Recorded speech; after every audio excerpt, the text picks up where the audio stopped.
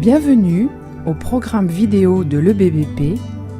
Écoutons maintenant le pasteur Bozzi. Alors le message, c'est le chrétien reconnaissant. En France, notre culture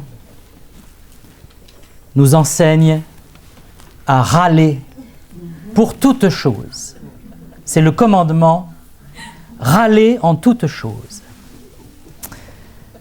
Même quand il arrive une bonne chose, il faut trouver une contrepartie pour encore se plaindre. L'État vous verse une prime d'activité, par exemple. Vous avez de l'argent qui tombe, blouf, ou une prime de Noël, ou de l'argent pour les enfants. Et on va se plaindre, on va dire, non, oui, mais l'État, ouais. La mairie de Paris est prête à payer la moitié du prix de votre vélo électrique si vous achetez un vélo électrique. On va quand même se plaindre, on va dire, oui, mais la moitié, c'est pas tout.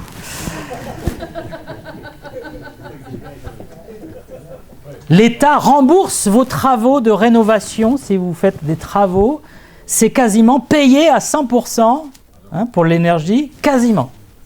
1 euro. Tu payes 1 euro. Et on va dire, oui, mais l'État, le ceci, le cela. Et quand il arrive une bénédiction, quand quelqu'un nous dit une bonne chose, on a pour culture de ne pas se réjouir, de ne pas remercier, mais toujours trouver un moyen de se plaindre. C'est un mode de vie et il y a des choses dans la culture qu'il faut être prêt à ne pas suivre. Voilà. Il y a des bonnes choses dans la culture de tout pays et il y a des mauvaises choses. Et en tant que chrétien, on doit faire le tri. Il dit, ne vous conformez pas au siècle présent, au mode présent. Et il y a des choses, il faut dire, non, là, je ne vais pas tomber dans cette attitude-là. Je vais apprendre à être reconnaissant. Dans la parole de Dieu, nous lisons Éphésiens 5, 20. Éphésiens chapitre 5, verset 20.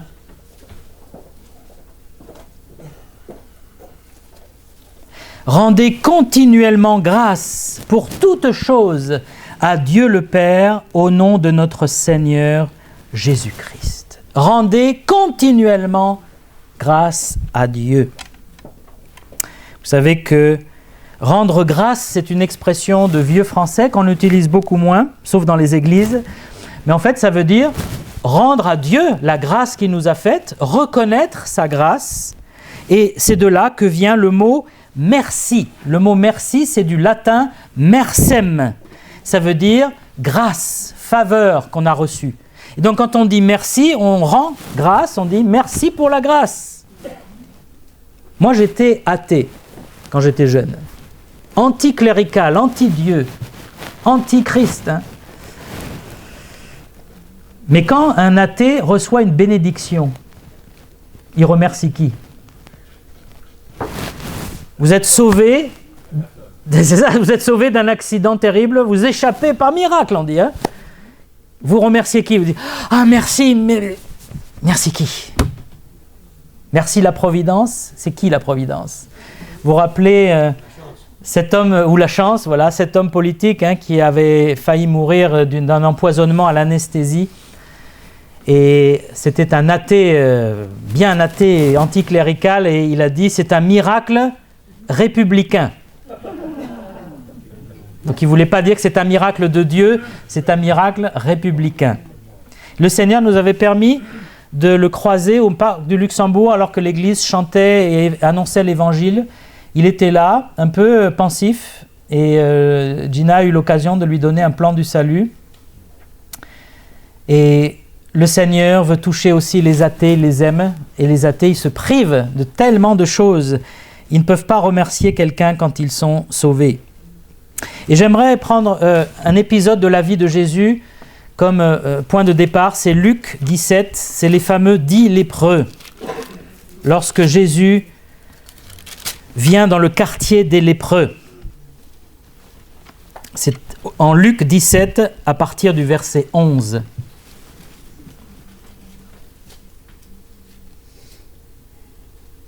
Jésus, se rendant à Jérusalem, passait entre la Samarie et la Galilée.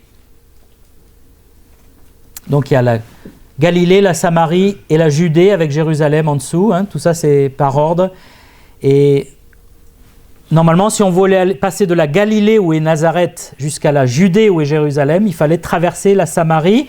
Mais beaucoup de Juifs, comme ils haïssaient les Samaritains, ils faisaient un grand détour. Ils avaient une route de déviation pour ne pas passer chez les Samaritains. Comme il entrait dans un village, donc entre la Samarie et la Galilée, 10 lépreux vinrent à sa rencontre. Se tenant à distance, ils élevèrent la voix et dirent « Jésus, Maître, aie pitié de nous !» Dès qu'il les eut vus, il leur dit « Allez vous montrer au sacrificateur !» Et pendant qu'ils y allaient, il arriva qu'ils furent guéris. L'un d'eux, se voyant guéri, revint sur ses pas, glorifiant Dieu à haute voix. Il tomba sur sa face aux pieds de Jésus et lui rendit grâce. C'était un Samaritain. Jésus, prenant la parole, dit « Mais les 10 n'ont-ils pas été guéris? Et les 9 autres, où sont-ils? Ne s'est-il trouvé que cet étranger pour revenir et donner gloire à Dieu ?»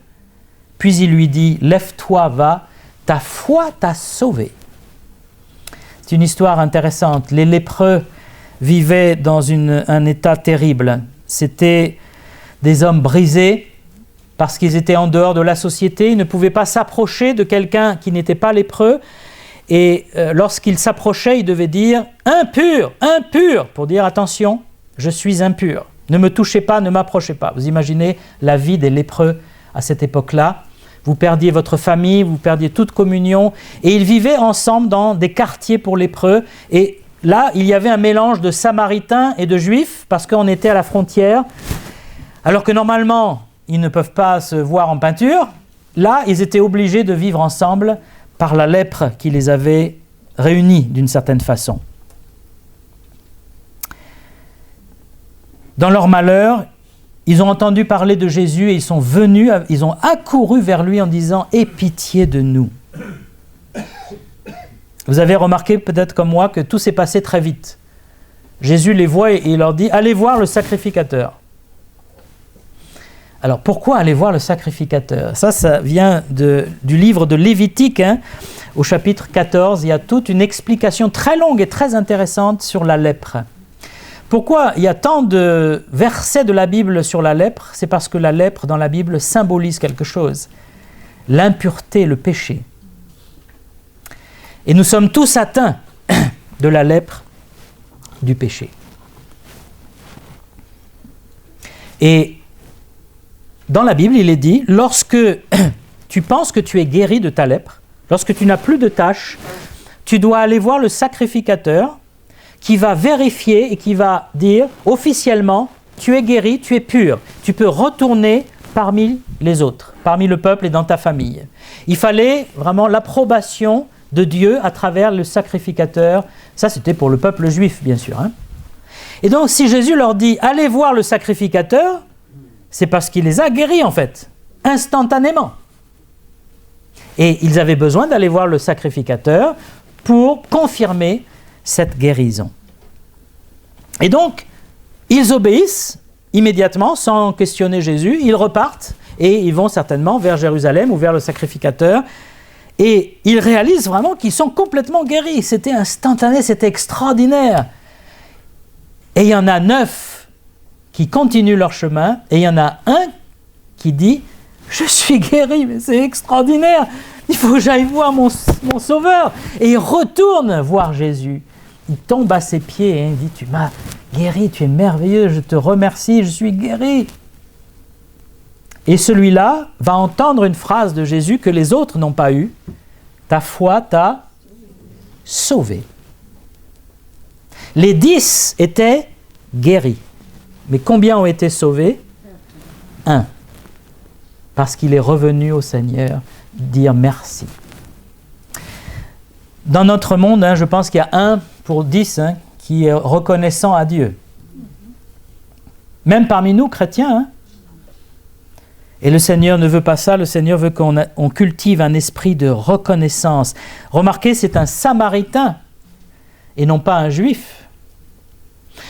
Quelquefois, lorsqu'on est élevé dans une famille chrétienne ou dans un pays chrétien ou dans un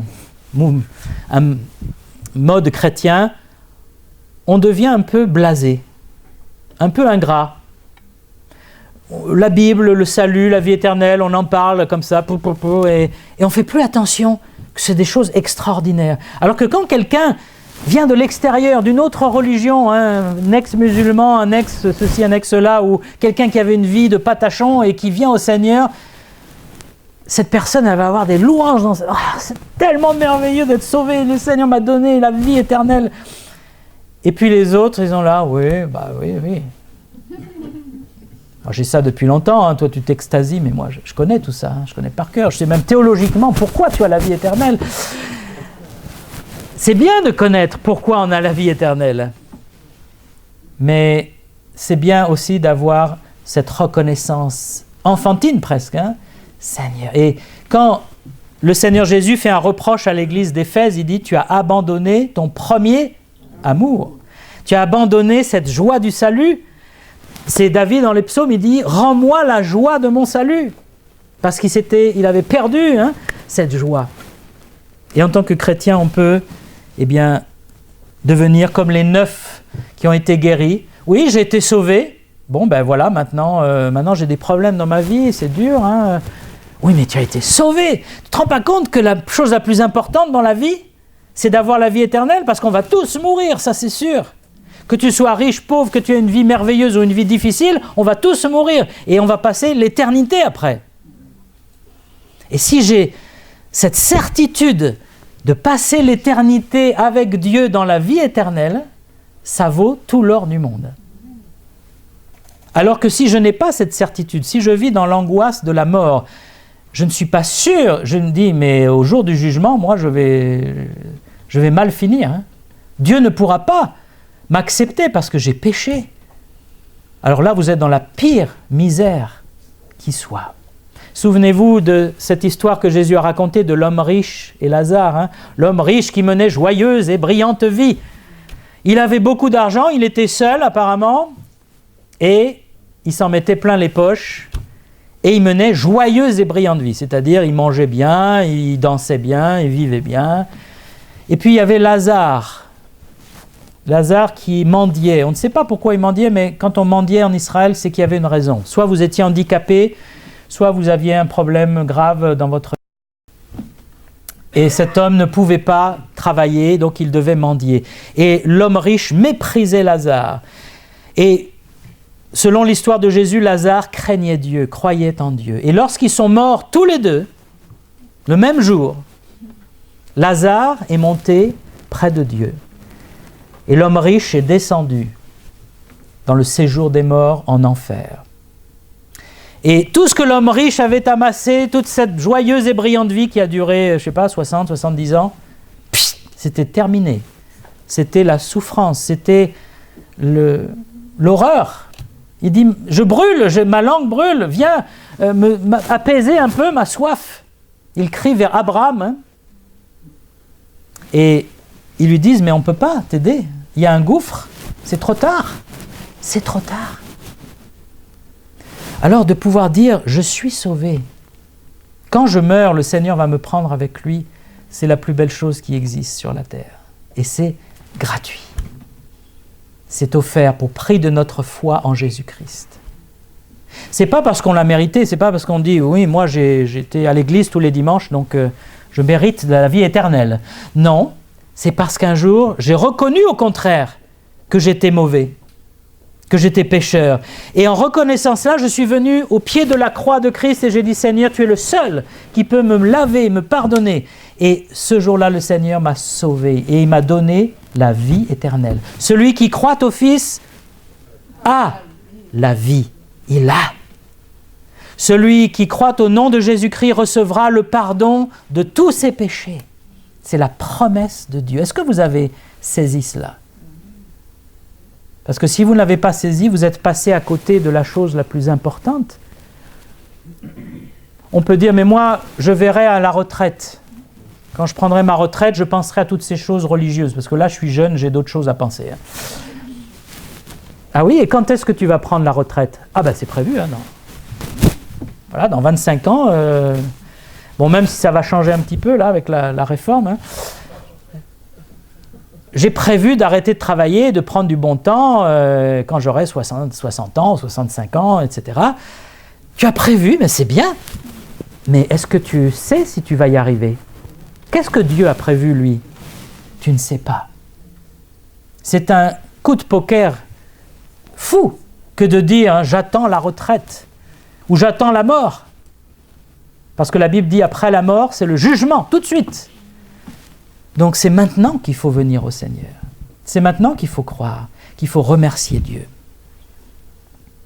L'ingratitude, hein, c'est le signe quand même de la personne qui ne croit pas en Dieu. En Romains chapitre 1, il y a cette présentation de la culture de l'époque au temps de Paul, lorsque les hommes vivaient dans l'idolâtrie et ne voulaient pas se tourner vers le Créateur. Et en Romains 1, verset 20, les perfections invisibles de Dieu, sa puissance éternelle, sa divinité se voient comme à l'œil nu depuis la création du monde, quand on les considère dans ses ouvrages, dans la nature, hein, dans les œuvres de Dieu. Ils sont donc inexcusables parce que, ayant connu Dieu, ils ne l'ont pas glorifié comme Dieu et ils ne l'ont point rendu grâce, ils ne l'ont pas remercié. Un signe hein, de l'incrédulité, c'est de ne pas remercier Dieu. Tout ce que j'ai, c'est grâce à moi. Et je n'ai pas à remercier Dieu. Ça, c'est un orgueil, une arrogance hein, terrible. Et l'ingratitude est très présente. Il y a cette institutrice qui prend sa retraite et pour sa retraite, elle reçoit la lettre d'un de ses petits élèves qui envoie une carte en disant « Merci madame pour tout ce que vous avez fait pour moi et grâce à vous, j'ai appris à lire, etc. » Bon, plein de remerciements. Alors elle lui répond et les parents étaient estomaqués par sa réponse. Elle dit « Tu ne sais pas à quel point ta carte me touche parce que tu es le premier enfant en 50 ans de carrière qui m'écrit une lettre de remerciement. » Tout est dû. C'est normal, oui, bah oui, on me donne ça, c'est normal. C'est normal. Il y a quelqu'un qui a étudié un peu psychologiquement hein, les gens ingrats et les gens reconnaissants. Et il dit, les gens reconnaissants n'attendent pas de la vie qu'elle leur donne tout ce qu'ils pensent mériter. En anglais, il y a cette expression « you are entitled ». C'est un terme, enfin c'est pas nouveau, mais c'est un terme qui est très employé maintenant par les Américains, c'est-à-dire « j'ai le droit ». Ça, nous en France, on connaît ça depuis très longtemps. On l'a peut-être même enseigné aux Américains. « J'ai le droit ». C'est-à-dire « la vie me doit ». Quand on a cette attitude, on n'est pas reconnaissant, hein. Parce que la vie ne va pas vous donner tout ce qui vous est dû, soi-disant. J'ai mérité la richesse, la gloire, je ne comprends pas pourquoi je ne l'ai pas. Et on se plaint, on gémit, parce qu'on n'a jamais assez, parce qu'on pense qu'on mérite. On pense que tout nous est dû. Le chrétien reconnaissant, lui, même s'il fait du bien, eh bien, il peut avoir des problèmes, des malheurs, des difficultés. On sait que c'est comme ça la vie. Elle n'est pas toujours juste, hein, c'était le message de Jean-Alain, hein, le psaume 73. Mais il remercie Dieu parce que Dieu est présent tous les jours. Et il est encore plus présent quand on est dans la difficulté parce qu'il a dit « Je serai avec celui qui a le cœur brisé ». Et on peut remercier Dieu pour ça parce qu'y a-t-il de plus que d'avoir Dieu dans sa vie? Tous les jours. Et en plus, on aura une récompense après la résurrection. On aura des couronnes, une joie éternelle. Vous me dites « Oui, mais moi je veux tout de suite ». Mais non, le chrétien, il sait attendre. Les gens qui ne sont pas reconnaissants posent des conditions au bonheur. Si je n'ai pas telle ou telle chose, je ne peux pas être heureux. Mais là, vous ne serez jamais heureux. Hein. Si vous avez posé des conditions, c'est rare qu'elles se mettent en place. Hein. Mais si vous prenez chaque moment avec reconnaissance, merci Seigneur pour ce moment. Ça, c'est le chrétien reconnaissant. Le bonheur vous savez, le mot bonheur, ça vient de bon heure. C'est-à-dire lorsque les dés s'entrechoquent, quand on joue aux dés, ils se cognent et ils donnent un bon chiffre pour gagner au jeu de dés. Ça fait un bon heure. Ils se heurtent. Et c'est la racine, l'étymologie du mot bonheur. C'est-à-dire, c'est un coup de bol. Le bonheur, c'est un coup de bol. Eh bien, si vous pensez que le bonheur, c'est un coup de bol, vous n'allez pas en voir beaucoup. Alors que dans la Bible, il n'y a pas le mot bonheur dans ce sens-là. Il y a le mot baraka. C'est quoi la baraka? Vous connaissez la baraka? Eh bien, la baraka, ce n'est pas la chance. Quand on dit, toi, tu as la baraka, ça ne veut pas dire tu as de la chance pour les Juifs. Ça veut dire tu as la bénédiction de Dieu. La bénédiction de Dieu. Le chrétien est reconnaissant pour la bénédiction de Dieu. Et il n'attend pas la chance, la baraka, ou que les choses se mettent en place, que tout soit merveilleux dans sa vie. Même si tout n'est pas merveilleux, il se réjouit dans le Seigneur. Et il est heureux dans ses difficultés. C'est la différence entre la joie et la gaieté, entre le sentiment et l'émotion. La gaieté, on rigole, on est avec les copains, on boit un coup, je sais pas, on rigole. Bon, la gaieté. Puis au bout de, quand il n'y a plus de copains, il n'y a plus rien, on revient triste. La joie, c'est quelque chose qui est là tout le temps, en profondeur. Et même si on a des moments de tristesse, des moments d'énervement, des moments de stress, il y a toujours la joie, au fond, qui est prête là, qui est là. Elle est prête à ressortir. Le sentiment de joie. L'émotion, c'est comme une bulle, ça éclate. Le sentiment, c'est quelque chose de profond. Et c'est ça que le Saint-Esprit nous donne, l'amour, la joie, la paix, etc., les fruits de l'Esprit. Et puis il dit, les gens qui ne sont pas reconnaissants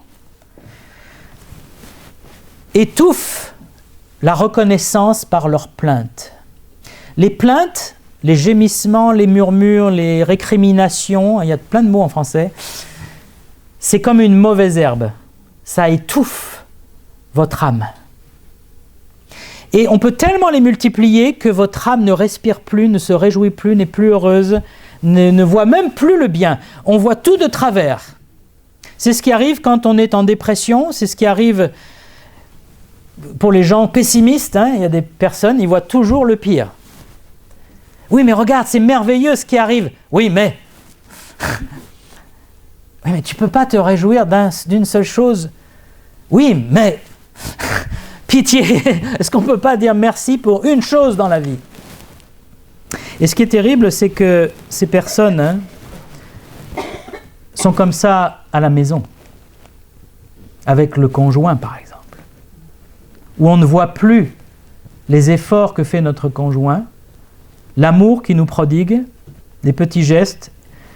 Quand je parle avec des futurs couples ou des jeunes couples, je dis, il y a deux choses qui ne doivent pas vous quitter dans vos paroles avec votre conjoint, que vous devez garder jusqu'à la fin de vos jours ensemble. Deux mots, très importants, s'il te plaît et merci. Pourquoi? Parce que si tu arrêtes de dire s'il te plaît et merci, tu considères que ce que te donne l'autre est un dû, tu ne fais plus attention, tu ne remarques plus, et tu deviens ingrat. Et tu te tues à l'intérieur. Tu meurs à l'intérieur et tu tues ta famille avec. Alors que quand tu es reconnaissant, passe-moi le sel s'il te plaît, merci. Ben, c'est pas grand-chose, mais merci, ça fait du bien. Voilà, j'ai passé le sel. C'est un exemple trivial, mais notre conjoint nous supporte. Notre frère l'a partagé tout à l'heure. Et c'est important d'être reconnaissant pour notre conjoint. Même si tout n'est pas parfait avec notre conjoint, on est d'accord. Qui est parfait? Personne. On a des défauts, on a des problèmes, on a des mauvaises attitudes. Et il faut aussi se remettre en question, être prêt à changer devant le Seigneur. En tant que chrétien, on ne dit pas « Ah ben moi je suis comme ça, faut me prendre comme je suis. » Ça veut dire que tu es borné, quoi. Tu n'es pas capable de te remettre en question. Quelqu'un de reconnaissant, il est capable de se remettre en question parce qu'il va remercier Dieu pour les difficultés, pour les choses qui le dérangent aussi. Et Dieu nous appelle à être reconnaissants dans la famille, au travail, avec le patron. La Bible dit, même si votre patron est difficile, soyez soumis. Pas évident. Quand je pense que les gens insultent et frappent les pompiers,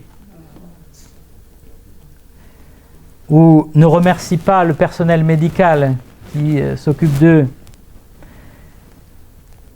on a vraiment cultivé cette mentalité d'ingratitude. Et le Seigneur veut que les chrétiens reconnaissants. Il y a toujours une place pour dire merci. Toujours. On peut toujours remercier Dieu pour quelque chose. Premièrement, pour le salut. C'est la première chose et j'en ai déjà parlé, je ne reviendrai pas plus que cela. Mais même si je n'ai plus rien dans ma vie, je suis dans un cachot, je n'ai plus rien à moi, j'ai tout perdu, j'ai plus personne, d'avoir Dieu dans mon cœur et le salut, ça reste suffisant. Souvenez-vous de l'apôtre Paul qui était en prison avec Silas. Ils ont été arrêtés dans la ville de Philippe. On les a battus parce qu'ils prêchaient l'évangile. Donc ça veut dire qu'ils se sont pris des coups de bâton par les autorités. C'était 40 coups moins 1 à l'époque. Donc ce n'était pas une balle en caoutchouc dans une manifestation. C'était 40 coups de bâton en public, le dos nu. Après ça, vous aviez le dos en compote. Et on les jette dans un cachot. Le cachot, ce n'était pas la prison avec Wi-Fi, télé, agrès de musculation et j'en passe. Le cachot, c'était les ceps aux pieds, c'est-à-dire il n'y avait pas de fer, il y avait des morceaux de bois qui vous retenaient les chevilles. Vous ne pouviez pas vous lever, vous ne pouviez pas vous allonger. Vous deviez rester à moitié assis, ce qui, au bout de plusieurs heures, est une torture. Et dans ces conditions-là, dans ce cachot battu de 40 coups, qu'est-ce que font Paul et Silas? Vous vous souvenez? Ils chantent les louanges de Dieu. Qu'est-ce qui donne cette puissance de chanter dans cette occasion? C'est le Saint-Esprit, c'est l'esprit de reconnaissance. Et ils ont chanté tellement fort que Dieu a envoyé un tremblement de terre qui a ouvert toutes les portes pendant la nuit. Et le geôlier s'est dit, ça y est, ils sont tous partis, je vais être condamné, exécuté. Alors il a voulu se suicider et Paul l'a sauvé, a dit, ne te fais pas de mal, nous sommes tous là. Tout cela vient de Dieu. Et le geôlier a été sauvé ce jour-là parce qu'il a dit, mais alors que dois-je faire pour être sauvé? Et Paul lui a dit, crois au Seigneur Jésus et tu seras sauvé. Toi et ta famille, parce que si vous croyez tous, vous serez tous sauvés. Cet homme a été sauvé dans une situation, on ne peut pas faire pire, d'être dans un cachot avec 40 coups de bâton. Est-ce qu'on peut faire pire? Peut-être, je ne sais pas, mais c'est difficile. Et Dieu a sauvé ce geôlier. Et c'est peut-être pour ça qu'il a fait venir Paul et Silas dans ce cachot, pour sauver une âme. On peut remercier le Seigneur pour le Saint-Esprit qu'il nous a donné. Il a dit que nous sommes scellés jusqu'au jour de la rédemption, c'est-à-dire jusqu'à notre mort et résurrection. On ne peut pas perdre le Saint-Esprit. Le Saint-Esprit, c'est qui? C'est Dieu. Ce n'est pas juste une énergie, une force. C'est Dieu en nous.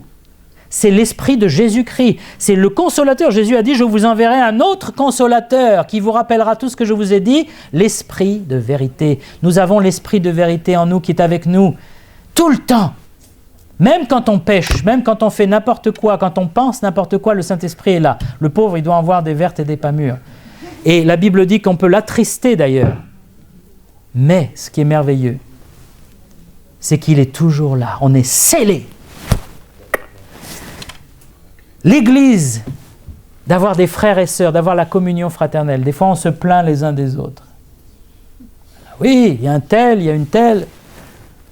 Mais d'avoir une communion fraternelle, de ne pas être un chrétien tout seul. Vous savez, les chrétiens tout seuls, ils ne vont pas très loin. Là aussi, ils deviennent rabougris, ils se dessèchent, parce que le Saint-Esprit a besoin de la communion, pour que l'amour circule. L'amour, il peut circuler que si on est là ensemble. Et c'est merveilleux d'avoir une église locale. Il y a des chrétiens qui ne peuvent pas avoir d'église locale, parce que c'est interdit de se réunir. En Chine, dans certains pays musulmans, ils sont tout seuls. Ils sont cachés, clandestins. Et puis d'avoir la Bible, la parole de Dieu. Dieu a pris le soin d'inspirer et de préserver ce livre extraordinaire qui est notre boussole, notre lumière. Combien on doit remercier le Seigneur. Vous savez que des frères et des sœurs sont morts pour que nous ayons la Bible en France. Il y a des colporteurs, au temps de Louis XIV, qui répandaient la parole de Dieu dans les familles, dans les maisons, en cachette, et qui ont été arrêtés, condamnés à mort, torturés, parce qu'ils avaient vendu ou donné la Bible. La Bible a été interdite pendant des siècles en France par l'Église catholique. Il était interdit de posséder une Bible en français, et même en latin d'ailleurs. Les Bibles dans les églises, certaines églises avaient une clé. Vous savez, la Bible, la grande Bible d'église, il y avait une clé, j'ai vu déjà ça. Seul le prêtre pouvait l'ouvrir pour la lecture du dimanche. Donc même si vous veniez dans la semaine en disant « je vais lire la Bible en cachette », vous ne pouviez pas, elle était fermée à clé. Qui peut faire une chose pareille? Pas des chrétiens. Et aujourd'hui, vous allez, voilà, même dans certains supermarchés, il y a des Bibles. Vous pouvez la commander par Internet, vous l'avez en audio, vous l'avez sur votre téléphone. Et on est blasé, on dit « ah oui, on a la Bible partout ». Est-ce qu'on la lit plus qu'avant? Pas vraiment, non. On l'a partout, mais elle n'est pas forcément dans le cœur. Et c'est important de dire, mais Seigneur, c'est merveilleux, c'est ta parole, tu m'as parlé, tu m'as écrit. C'est la vérité, c'est inspiré de Dieu. Je peux me baser. Vous vous rendez compte de ne pas avoir la Bible? On serait obligé de se baser sur des oui-dire. Et il paraît qu'il y a 2000 ans, quelqu'un a dit ça. Bah oui, mais il y a 2000 ans, bon. Et puis il y a une église, ils disent ça. Ah, alors ça doit être ça. Oui, mais il y a l'autre église, ils disent le contraire. Ah mince. On ne pourrait pas savoir. Comment on ferait pour adorer Dieu en vérité? On ne pourrait pas. Heureusement, il y a la parole de Dieu, on peut se baser dessus. Et si on l'interprète correctement, si on la lit dans son entier, on ne se trompe pas. Par contre, si on l'a tort, bien sûr, on peut lui faire dire ce qu'on veut. On peut remercier le Seigneur pour la santé qu'on a eue. Et si on a la santé, il faut l'utiliser pour le Seigneur. Si on n'a pas eu la santé, eh bien, il faut louer le Seigneur pour sa grâce et remercier ceux qui ont la santé qui sont venus nous aider. Et prier pour avoir la force de servir le Seigneur. La santé, quand on est jeune, c'est un... Attention, tout va bien. Puis, arrivé à un certain âge, tu commences à avoir mal par-ci, avoir une maladie par-là, et là, tu te rends compte combien c'est précieux. C'est rare d'entendre un jeune de 15-20 ans dire « Merci Seigneur pour la santé ». Mais quand vous avez 60 ans, là, oui, vous commencez à le prier.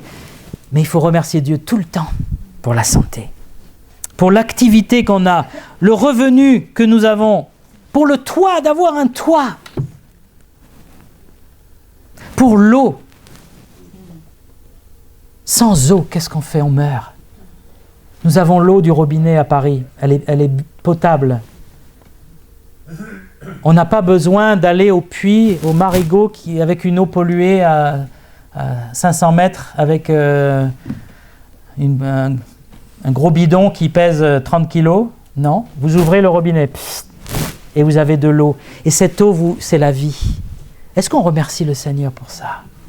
Pour la nourriture, pour le repas? Là encore, dans une famille, on a le choix en tant que parent. Soit on met une ambiance de plainte, soit on met une ambiance de reconnaissance.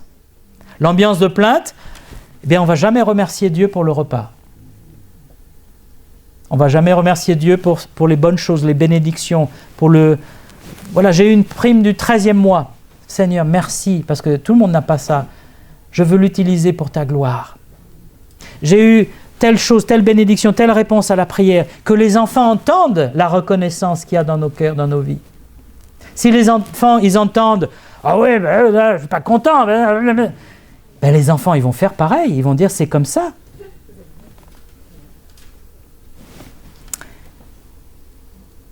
Remercier le Seigneur pour les amis et les frères et sœurs.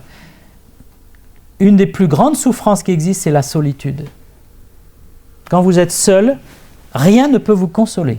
Vous pouvez avoir plein d'objets, des belles voitures, une Ferrari, une Rolls, une maison de 125 pièces, si vous êtes seul, vous êtes malheureux. Et le fait d'avoir des amis, des proches, des frères et sœurs, on doit remercier le Seigneur pour ça. Alors je termine ce matin La gratitude, c'est quelque chose de très important pour Dieu. Il veut qu'on soit toujours reconnaissant en toutes choses et qu'on reconnaisse que tout vient de Dieu. C'est de lui, par lui, pour lui. La reconnaissance, elle nous recentre. Quand on est agité, quand on est dans le stress, dans le mécontentement, quand on est énervé, de remercier Dieu, ça nous recentre sur les choses essentielles. Ah, attends, mais au fait, le Seigneur est là. Elle enlève notre anxiété. Le Français est quelqu'un d'anxieux. Nous sommes les plus gros consommateurs de tranquillisants au monde. Nous sommes premiers, médaille d'or. Jeux olympiques de l'anxiété. Le chrétien français qui vit en France, il doit être un modèle de reconnaissance. Parce que quand vous êtes reconnaissant, vous n'avez pas le temps de vous angoisser. Il y a cette personne qui visite une famille à l'hôpital et la dame est très très malade, une maladie très grave et ils n'ont pas l'air d'être très tristes ou très abattus. La personne dit « mais ça vous angoisse pas quand même d'être à l'hôpital, d'avoir… C'est-à-dire, on vient de prier pendant 1 heure ensemble et on n'a pas eu le temps en fait de penser à l'angoisse. On a remercié Dieu. Quand vous remerciez Dieu, vous n'avez pas le temps de vous angoisser. Ça éteint l'angoisse. Et puis, la reconnaissance rafraîchit nos relations avec les autres. Quand ça ne va pas avec quelqu'un, de remercier le Seigneur pour cette personne ou de remercier cette personne elle-même. Merci pour ce que tu as fait pour moi. Ça rafraîchit, ça réchauffe ou ça rafraîchit, mais dans le bon sens. Et puis, ça renforce notre foi. Plus je remercie Dieu, plus je vois son action dans ma vie. Quand je compte les bienfaits, je me dis, mais il y en a beaucoup, mais c'est merveilleux ce que Dieu fait. Et puis, c'est un témoignage, la reconnaissance du chrétien. C'est merveilleux d'avoir un Dieu comme notre Dieu. Il n'y a pas d'autre Dieu que Dieu. Alors on ne devrait jamais tarir d'éloges, de louanges pour le Seigneur. Et c'est à nous, c'est notre choix de changer d'attitude. Est-ce que je vais être plaintif, murmurer comme le peuple dans le désert, ou louer le Seigneur et avancer par la foi? À nous de choisir le bon camp. Et on va terminer par la prière et un cantique.